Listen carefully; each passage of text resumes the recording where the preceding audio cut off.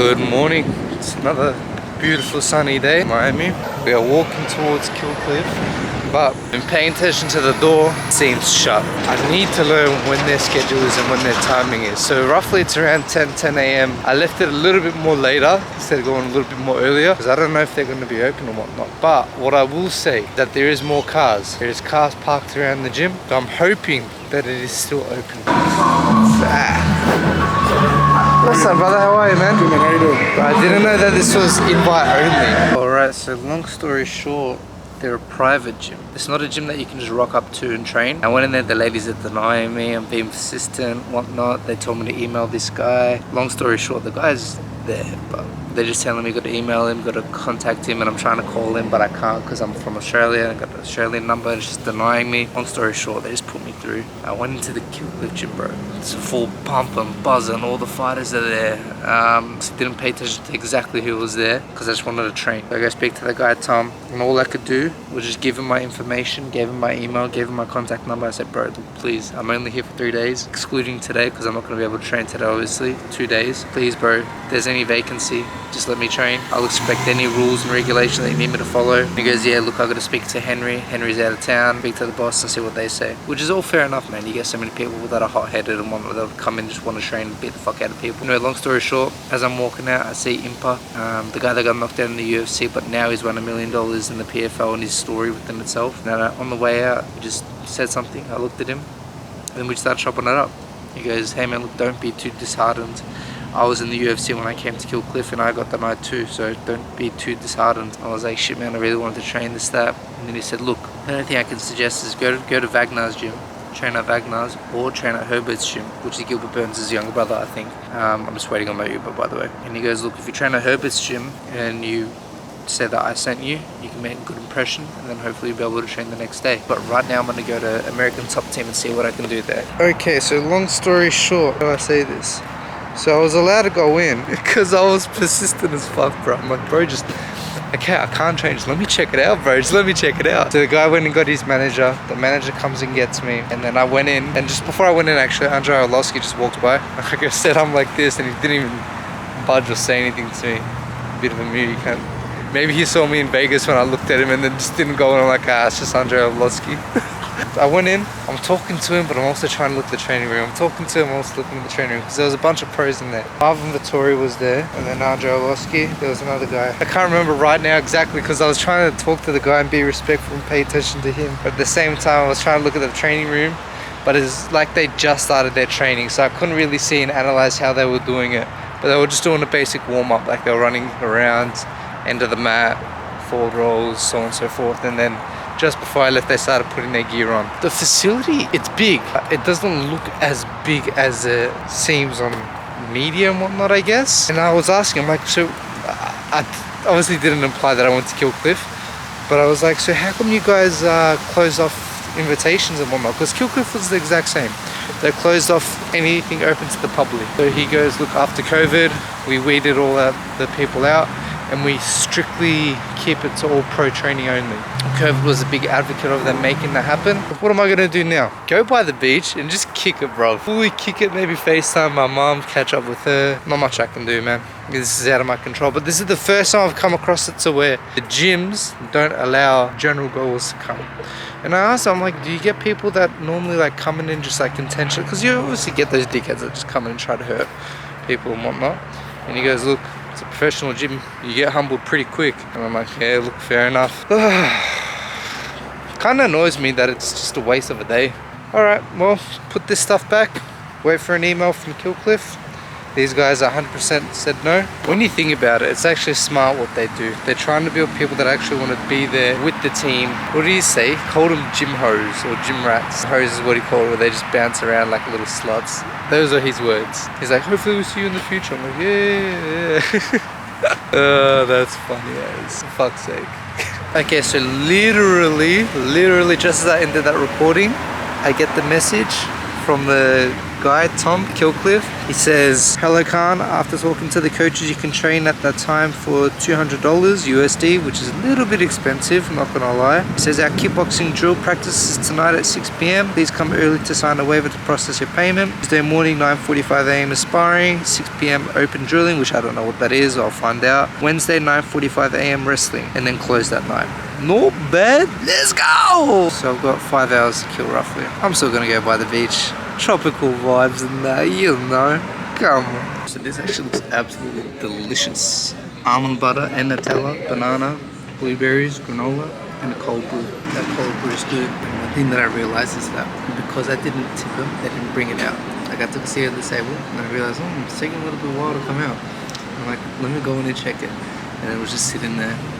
And then they were like, I can tell they were debating. I might have chatted shit, but I don't know. So this is a coconut blend type of thing. So it's similar to like acai, but a coconut blend. See what it's like. It smells very good. Interesting enough, with the contrast of that granola, it tastes like a little bit of a cheesecake. You know how cheesecake has like the crumble thing at the bottom? It's really interesting. I like it. It's nice. Goes very well on beautiful weather like this, nice sunny day. And I didn't realize this before. Once I entered American Top Team, I saw all the belts in the cabinets, like all the belts. But you know what? I didn't even go look at the belts. I didn't even want to go look at the belts. I was so invested in what they were doing, what they were training. I found that so interesting. Even though they're shiny gold, the amount of belts. Like I just did a quick like, no, it's the belts, and then I walked past. I wasn't so invested in the belts. Now that like I look back on that, I found that really interesting. Enjoying the art of the training rather than the specific material things. I don't know if that highlights something, but I was more invested in wanting to look at the training of the UFC belts, PFL belts, Bellator belts. I'm gonna enjoy this and then lay down by the beach. Bro, I'm not gonna lie, it's pretty fucking stupid. So they've got these like chairs, tents and whatnot, and the first guy originally, I went up to him like, hey bro, how much is it for a bed? He goes, $50. I'm like, bro, come on, $50. He goes, yeah, you get it for the whole day and whatnot. Bro, I'm not gonna be here for the whole day. How much is it? Just, I'm only gonna be here for 2 hours. He goes, $15. I said, nah, walked. Next guy, he's like, oh, I can give it to you for $15. I'm like, bro, I'm not gonna pay $15 USD for these freaking chairs. I'm not paying 50 to 15 bucks for a freaking chair, bro. So we are by this world famous whale shop. Essentially, it's like a mahi mahi, I believe. It's not an actual dolphin, but it's a fish that's a bit more thicker. It can get blackened, grilled, or fried. She said to get blackened because I asked for her suggestion. Let's see how it comes out. But it's a beautiful day. Sun's out. So it's prime time right now. This is when I should have sunbaked. Also, from my understanding, the dolphin fish or the mahi mahi is a local Florida favorite. So essentially, it's a colorful, distinct fish that has a long body and a blunt face with a forked tail, which I don't think that will be there. And a dorsal fin that runs through the length of its body. Smells like a very light hint of fishiness. It's the back of it. This is the front of it. Bro, I'm glad I came here, let me just say that. So soft, seasoned amazingly in the sauce. That's good. Bro, straight 10 out of 10. Look at this, look. Look at that, it just melts, bro. Straight up, that was absolutely phenomenal. If you guys want to come try it, I recommend it. 4.5 out of 5 stars.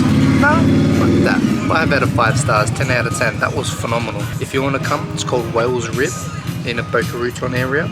Absolutely phenomenal. I believe it's called the Whale West. Make sure you come try it out. Alright, came back, took a dump. I was meant to charge my phone, forgot to charge my phone, so I'm on 20%. As usual, I always stuff up on that end. But I'm leaving the hotel now, and I'm going to Killcliff. And I just want to say this now, but I feel giddy inside. Like, I feel really excited. I don't know if it's because, yeah, like I was keen to train at the other gyms and all, but I don't know if it was because of the fact that it's a private gym, the fact that not everyone's allowed to go. That makes me more excited to go that I am allowed to train there. But I don't know, I feel like beyond excited to be able to go train right now. Really excited to train. Wonder who I'll meet, and most of all, the knowledge I'll learn, and just the whole experience within itself.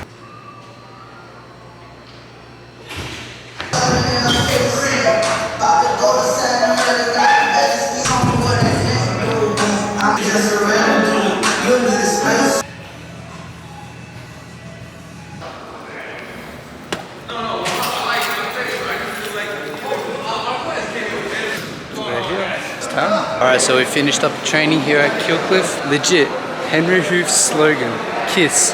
Keep it simple, stupid, exactly how it went today. Taran Spong ran the class today. If you guys don't know Taran Spong, he's just a really, really good kickboxer. Back in the olden days a little bit more. I think he's retired now, but he's a fucking beast, big boy. Went through a few concepts today. It was genuinely basic stuff. Very, very basic stuff, but on a very intellectual level. And the way that we practiced it was amazing. Dutch drilling flow, 1 for 1. It was sick. But the biggest thing that I liked is my coach Dion taught me this concept ages ago when I was younger about parrying and kicking. And it was my go-to combo, and it still is my go-to counter, yeah? But we went through it, we resurfaced again, but in Taran Spong's analogy, and he gave me a better understanding of it and resurfaced it in a way that I'm gonna apply it even more so than what I originally was. Like, I'll give you guys a little bit of a concept. It's gonna be a bit of a crooked angle. So he was saying stuff like your parries and whatnot, but coming up like this when they throw that cross into a low kick, because your punch, your kick is always longer than your punch. So whenever someone comes in on a punch like a jab or a cross, you're always in range to kick. So his analogy was when you parry or you block, and kick straight away. And the way that he was flowing from one thing to another was absolutely beautiful. For example, a lot of deep concepts and a lot of knowledge gained. But Killcliff, amazing facility. We've got 9:45 AM sparring tomorrow. Went on for about an hour or so. So dope. Alright, so I literally just did the revision there. I turned the camera off and I did the revision. Built it into muscle memory. And I'm glad. What I'm noticing is that they train twice a day. Speaking with Martin as well, he does most of his training in America. The only reason why he will visit Australia is to visit his family. So I find that really deep as well, because he spends a lot of time away from his family. And I asked him, bro, that'd be hard as for you. He's like, yeah, bro, I miss him like crazy, but gotta make sacrifices, right? And I respected that. The first person I spoke with from here was Ang Wang Sung. One championship. I believe he was two-weight champion at one stage. He's no longer champion, but he's still a cunt. First thing I said was, because I was trying to put my locker stuff in the locker room, and I was entering the code and the code wasn't working, and I asked for help. I'm like, hey, do you guys know how to put the code on? He goes, bro, in America we don't do that. I'm like, legit? He goes, yeah man, there's no codes. If they steal it, they steal it. I'm like, shit, alright then. And they all started laughing, including Amang Sang. Hopefully no one stole my shit, otherwise I'm gonna get upset. But yeah, that's about it. So I've got Tuesday, Wednesday, Thursday. So Tuesday morning and night, I'm here. Wednesday morning, I'm here. At night I'm at Fight Sports, then Thursday I should be here too.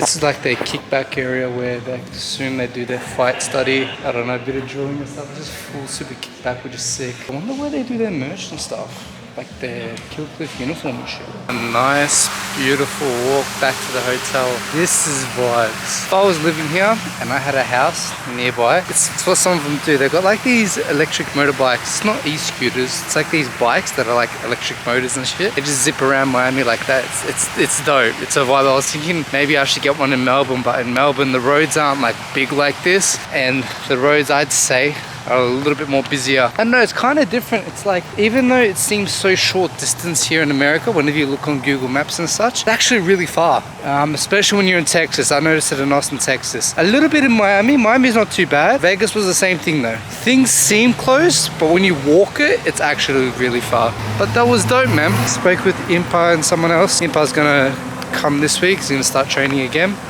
Martin was telling me how he's gonna verse Gary Tonin, which is gonna be a sick matchup. Again, I'm just really looking forward to tomorrow. Tomorrow's gonna be sparring. Tomorrow's gonna be where I'm actually gonna see the level. I'm excited. There's no Gilbert Burns, no Michael Chandler today, but I'm assuming that they're gonna rock up tomorrow. Yeah, that's about it. I'm gonna go back, pop off my stuff to the grocery shop, because I want to get like a protein bar or some little snack before I go train for tomorrow. I stopped by the shops and got me a little cheeky something. This is very naughty, and it's not even that good, but I had to try it, because when am I ever going to get the chance to try it? I got this as my breakfast, coconut butter. This will be my breakfast for tomorrow, and the day after, and the day after that, water. Then I got this bad boy sub. So they got like their delis, which is like another version of the Subway. Hype and hot sub. I only got half though. Look how big the half is. It's basically a foot long from Australia. Oh, here's the other one. It's called Payday Caramel Peanut Butter.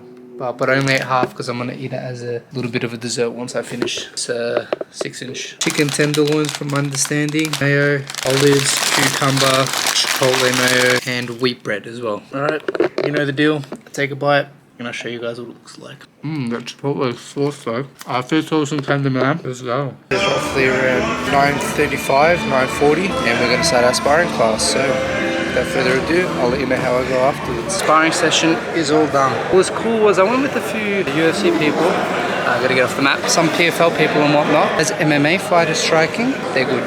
It's like a different type of striking that they have that makes them good. Not that I struggled, because honestly, I was keeping it respectful. I was just matching whatever pace they did. Only one guy went super hard against me, but again, I kept it tame, but it was good, man. We all got that work in. We're cleaning up the mats now, so maybe afterwards I might come back at 4:35, but session's concluded. Alright, not bad of a session, sparring session. So my analysis is the Russians are funny, bro. They got really no filter. Obviously, I'm a visitor and I'm gonna be as respectful as possible. These Russians, man, they don't give a fuck. They just swing bang. There was only one time I got cracked decently, and the guy did say sorry, because he realized he did go like 100%, but I didn't mind it. I legit didn't mind it. Overall, what would I say? Not bad. It was fun. The MMA style of what they have is sick. It's cool. And the level caliber of athletes they have in that gym, it's cool. So like every single round, you don't have a super easy round, alhamdulillah, which is a good thing, because you want quality training and you want quality training partners. So that's a phenomenal thing. So what's left? Today at 4:30 is a wrestling, so it's said to come at 4:15. And then at 5 is a grappling thing. And then Martin said that tomorrow morning's a hard one, tomorrow morning's wrestling. And then they got SNC, but bro, I'm not doing SNC, man. I'm in fucking holiday mode, bro. Someone said I'm gonna go to Fight Sports and do some training there instead. A beautiful day out in Miami. The refund for the overcharged hotel I'll stay at, so that's good news. All I gotta get is that Delta refund. I'm gonna enjoy the rest of my day now. If there's anything cool I can update you guys on, I'll update you guys. My hair is pissing me off. Alright, let's see what the hype is all about. Lobster roll. Again, I don't know why, but in Miami, I'm feeling like seafoody. It's like normally my go-to is chicken. Anything chicken related, best believe I'm eating it, but I got this spicy one, felt more savory. There was one that had like coconut mayo and coconut something. It was a blend of sweetness, but I'm like sweet with seafood. I don't know too much about that. Yum. I just tasted a jalapeno and the sauce and seasoning, very nice. Just try the lobster by itself. Like she said, it's got a bit of a spice to it. Comes with coleslaw. That's mainly to just refresh the palate. This will get messy 100%. There's no clean way to eat it. You just gotta go in. So it's got a very subtle spice to it. I'd say like yesterday with that mahi-mahi fish, it was very soft. It just melted in my mouth. Where it's got like a hint of that spice as well. Just very messy to eat. That's the only thing. The bread's so buttery and warm. Best way to describe the texture, it's like a prawn when you bite into a garlic prawn, but just a little bit more softer than that. In my understanding, this is a family-run business. The family's up from north areas. Parents cook out the back, daughter serves at the front of the counter. Finish it off with a little bit of sweet pickle. I noticed a lot of places do this in Miami, especially fish places. This lobster roll is a 9 out of 10. Just the mahi-mahi one that I had at that dolphin place is extremely wow. Just walking by this bridge and it's got an absolutely immense view. It reminds me of when I went to Brisbane with Connor and we stayed with one of his family. And we stayed by this like river beach thing. It looks more similar in that end, but it looks very reminiscent of that. And I can legit relate Miami a lot more towards Queensland and Brisbane. But what I will say though is, what does Miami remind me of? It reminds me of GTA. Now, unless you've been here, I guess you won't really understand it. There's so many NPCs. And there's so many people that are just doing their own shit. It's like funny to witness. The people are just funny. People that approach you, what you see in your surroundings, the wild shit that goes on that side, you know. The city's full of many things and pretty funny to witness. Oh, sorry. All goods. Bunda, bro. Bunda. I'd turn the camera and record, but that's just some pedophilia shit. Not bad. Wait, let me quickly rephrase that last statement that I said. Not pedophilia, because that woman is not underage. It's just, how do I describe it? I guess predatory. You know, I'm just gonna cut this combo off and we're just gonna go ahead with what we're doing. So this area here is called Downtown Boca. Oosh, look at that. They got my car sitting here already. Nah, that's bad.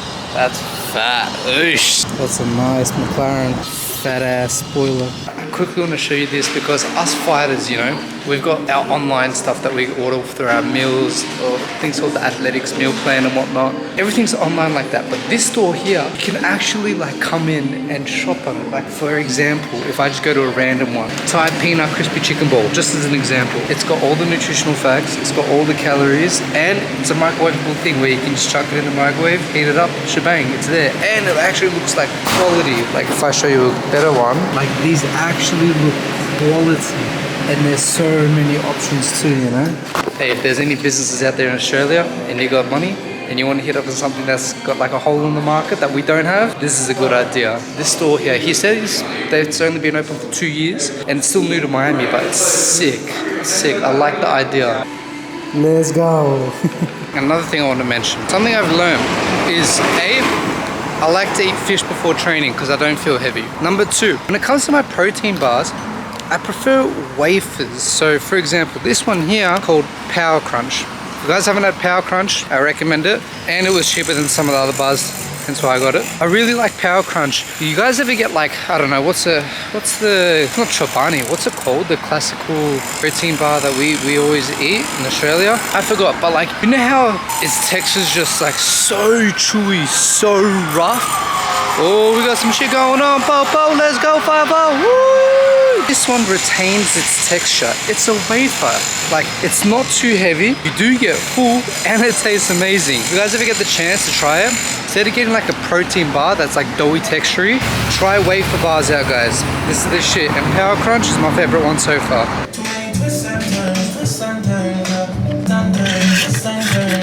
Okay, so I just wanted to record that little story of that bowl place. I think it's absolutely amazing, their story. Straight hustlers. I completely respect that.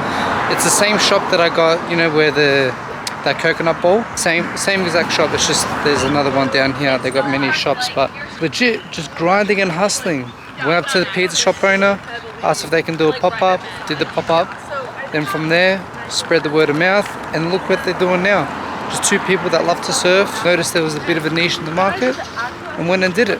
Absolutely beautiful. I love their story. I'm gonna go by the beach down there, sip on a bit of this cold brew, and then we'll go to training afterwards, and then that's it.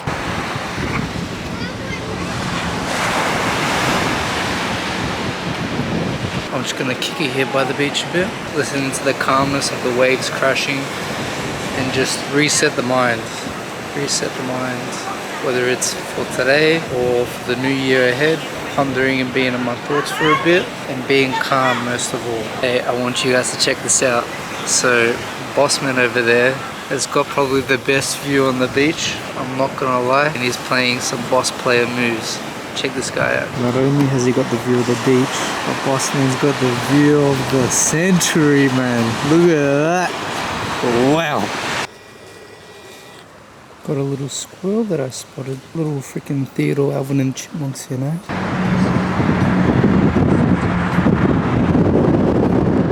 Look how big this motherfucker is. I'm scared to cross because I don't want him to run at me. Just stay there, motherfucker. Stay there. That's right, that's right. You stay there. Look at him. What are you doing, bro? Oh, this car's gonna come. Let's see if he runs him over. A car before almost ran it over. Oh, here we go, here we go, here we go, here we go. Is he gonna run it over? Hey! Okay, that's a big motherfucker, bro. I don't want nothing to do with that. Bro, I ran away from the squirrel, from the little squirrel. Squirrel. Bro, I don't want nothing to do with that thing. Alright, finished up over here. Came in at 4:15, 4:32.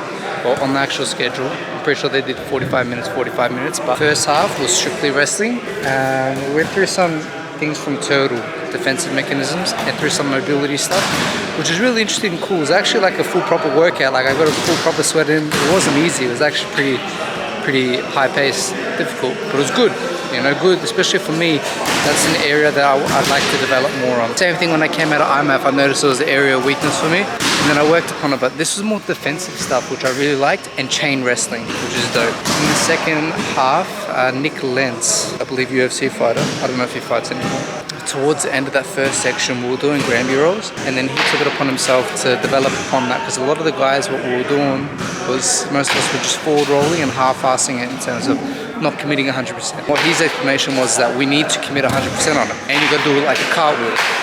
So we're going through multiple stuff like that, and it was more mobility stuff again the next 45 minutes. It was like first half was some partner drilling, say 75% partner drilling, 25% just by yourself. And then Nick Lenz's class was, I think, 90% mobility stuff by yourself, but obviously in the class setting, like he was in the middle telling us what to do, and then the 10% was doing it with the partner. But it was sick, bro. Like he was explaining some of the variations with our foot positioning, our body positioning, and body mechanics, and we're doing some of the stuff when we're doing Granby rolls and stuff like that. It was like explaining it like this, putting your feet positioning like this, then going for it. It was also explaining how we also want to be very like hit hard, you want to be explosive.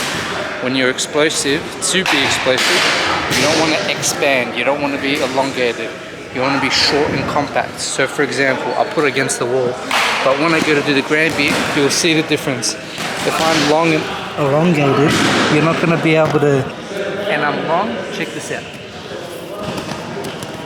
But then if I'm short and compact and I do it like this, those terminologies, that was sick. I loved it. So that's that done. Only 6 p.m. I thought it was way later. But this variation of an hour and a half class was a bit long, not gonna lie. I haven't done an hour and a half class since, I don't know, it's only been a week. It's only been a week. Because at same planner we did like 2-hour classes and stuff. Now shower up, relax, chill. We got a few of the guys that are in the cage putting in their work.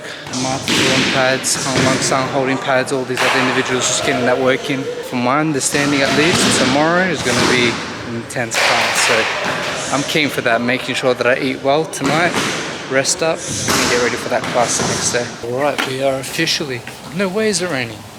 Oh no, it's not. Alright, we are officially done.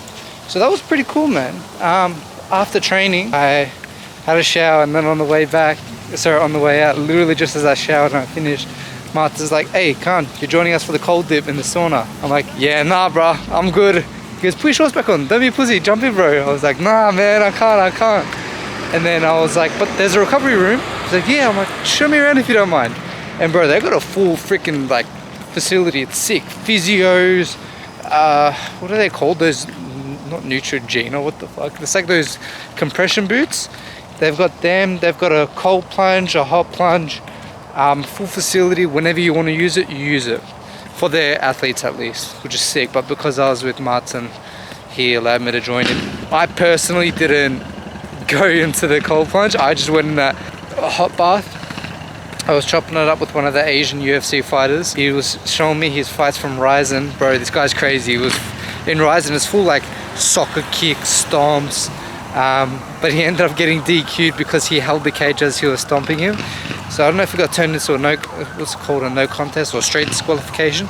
I'm not too sure how it works. And then long story short, after he got in the UFC, his record before he got into the UFC was 6-1. So I don't understand how Kaan hasn't been into the UFC. So weird. And then Ong Lang Sang's nephew and Martin jumped into the hot tub and we just started chopping it up, bro. It was the biggest vibe. I was asking Ong Lang Sang's nephew a few questions, and then just like kicking it with him and Martin, bro. It was dope. Because you know what, honestly, now that I look back on it, is a lot of times, even at Absolute, you know, the boys are like, come bro, let's grab a coffee. Or do you want to come and grab some feed? I'm always like, nah man, it's alright, I got this, or I got that, or I got to go here. I'm always in a rush, or I'm always in like, I've always got something to do when I'm in Melbourne. You know, I got to get back to XFC in time for the kids class. I got a client, or I got to go to Burakabis, you know. And occasionally, every now and then, you know, I went whenever I went, hung out with them whenever I'd go to Burakabis, for example, because there was a lot of time to kill. But in this instance, that at first, I denied Martin. I was like, nah, man, I'm all good. And I was just gonna go back to my apartment and do what I'm gonna do now. And then it hit me. I'm like, you know what? Bro, fuck it. Go kick it with them. Take this opportunity and go kick it with them. And then that's when I asked him, is there a recovery facility? Can you show me around? And then I just kicked it with them. So it's something that I gotta learn, man. That analogy of smelling the roses. You know, we get so steadfast in this journey of ours that we always like, especially us young people that are like-minded, you know, we're always on to the next thing, always got to do the next thing. But you forget the small moments. Like for example, this interaction that I had just then, I didn't put my camera out there. That's between me and them, which is beautiful. But then obviously in years to come, when I explain it to someone, they're gonna be like, oh yeah, bullshit, as if you hung out with them, this, that, rah-da-da. And I've got no proof in the pudding, but that's a memory that's gonna stick with me and me only. And with them as well, for spending that time with them. You network, you bond, you build the relationships. So really like in that split second, like in those milliseconds, it added up like that where I'm like, bro, fuck it. Take the chance, take the opportunity, spend some time with them and see what comes from it. Worst that can happen is you get denied and he says no, you just go. And then when he's like, yeah, come kick it, I just kicked it. So that's just something that I acknowledged and something that I like to work towards more. Something that I realized too is on this trip, especially when I've ever met someone notable for that matter, the most thing that I valued from my experience is them giving me the time. Them being a notable individual, they've got shit to do. You know, they've got things to do. Why would they spend extra time with me? You know, I'm just a random outsider. Yeah, I introduced myself in a friendly manner and I said who I was, but the thing I cherish the most is them actually offering their time. Now I feel like me, and I'm a big culprit of this, and I acknowledge it, is that with most people from Melbourne, whenever I have an interaction with someone, I always keep it short, sharp, and I just straight away move on to the next. I don't offer people my time. As, like I said, that hustle bustle of just moving on to the next thing, or if I've got something important, I'll just straight away like keep that on my mind, then it's like a automated thing in my mind where I'm like, okay, I just got to go do that. But if I, from now on, smell the roses and actually cherish that moment between me and that person, or even if it's just answering their question, giving my time, giving my knowledge, sharing a moment with that person is very important. And I feel like I've lacked that as of recently, especially. So that's something that I'd like to improve upon moving forward when I get back to Melbourne, because that's something that I've cherished and I've realized that's really beautiful here. So walking back, the weather is mint. We got the scenic views with the river and we got the palm trees in the background. I will say, ever since a child, I've always said that. You guys would have saw it this morning or during the day. I recorded it. These trees in Miami, these like palm trees, tropical looking ones, they're my favorite. Like how they are super long and they've got branches up at the top. Just a little bit longer though. These ones are a little bit short, a little bit more longer. The bush at the top. Those are my favorite type of trees. The contrast that we just went from topic to topic is really interesting. As you can see, I'm just in good spirits, man. That's why I really want to work on this going back. Even if it's a new member that signs up or if it's a new person that I've never met before. Even though I've done that pretty well, I will admit, whenever like a fan from my YouTube channel says, oh, I love your YouTube channel, I give them the time. But when it comes to members and some other people, I don't want to name people in particular, but that can be between me and them. But you know, I just got to give them more of my time. That's it. Let's head back to the hotel now. Alright, so we came to this new little sushi joint. This is where I'm going to have my post-training meal. We got pad thai with chicken, and we also got an exotic sushi roll. A bit overkill. One of them was definitely enough. We've got a big day tomorrow. It's 8 p.m. and I can stomach this. Let's get into it. It's definitely very hot, which is good. I'm telling you, Singapore did something to me with all these pad thai, noodles, and Asian food. I love them. Here we go. More on the sweeter side, as well as I got chicken. In Miami, I've realized it's a bit chilly in the mornings, around like 8 a.m. and whatnot. And then after you get past like a little bit of lunchtime towards dinner, it's hot. So you get like past dinner time, then it gets cold again. Alright, and the sushi has arrived. Decently sized. I'm gonna try it dry first, and we'll see how it goes. By itself, very tasty. Now let's try it with this sauce. I don't know what it is. It's like a chipotle mayo. But for now, I'm in a pretty chill mindset. Chill mood. Feel good. Alright, so the time is 9:49. On the way back, I picked up a few little snacks I wanted to try out. So I thought, let's try it out together. So I've always heard of these Nutty Buddy things. And as I told you guys today, I'm a big fan of wafer stuff. So I feel like this is going to be similar to something my culture called kofret, leaf kofret bar. That's delicious, but this one's got peanut butter in it, so that'll be interesting. And then we got a Husmek snack star crunch cookie with caramel and crisp rice. So buy Little Debbie's, and I tried those Little Debbie things in Austin, Texas, and they were pretty good. So I'm excited to dip into this. Oosh, smells good. Wow, look at that. Wow. Alright, here we go. Here's some more. Okay. It's not exactly what I expected it to be. Not bad. It's actually pretty light. I thought it was going to be like super crunchy, but it's actually not. Not that bad. Now let's try one of these Nutty Buddies. It looks very similar to a kofret.